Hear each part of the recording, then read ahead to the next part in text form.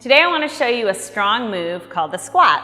I'm sure many of you are familiar with the squat, even when you go to kind of an ucky bathroom that you don't want to sit on the toilet seat and you have to do one of these. So you want to have strong legs, a strong core, and you want to be able to perform a squat well, functionally, and incorporate it throughout your day, because so many of the moves that we do, sitting down in our chair, getting up out of our desk, if we can learn to do it properly and with that great kind of natural squatting movement, you're gonna notice you get strong in your thighs, your buttocks, your waist, your core. You're gonna protect your back, your lower back especially, and you're gonna start to feel really great. You're gonna notice that your legs are your foundation and your stability, and they are your strength and your support. When I go to pick up my son, if I can do a squat all the way down to the ground and lift him this way, I know that I'm completely safe.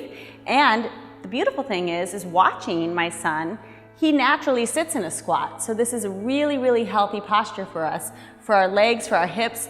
Yogis sit in squats. Actually, much of the eastern part of the world will sit in a squat just waiting for a bus. So this is what's really gonna keep your hips healthy.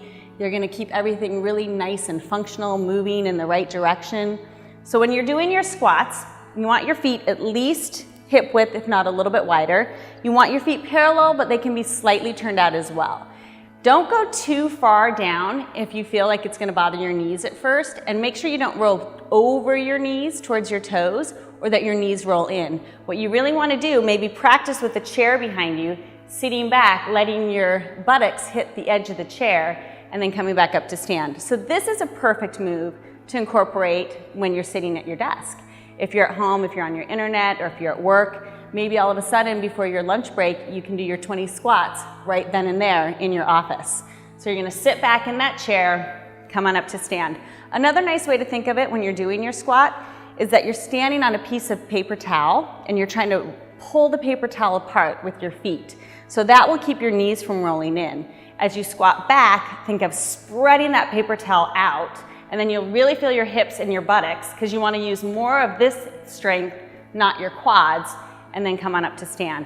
Your hands can be a counter lever. You can also start to use heavier weights if you want to get stronger that way.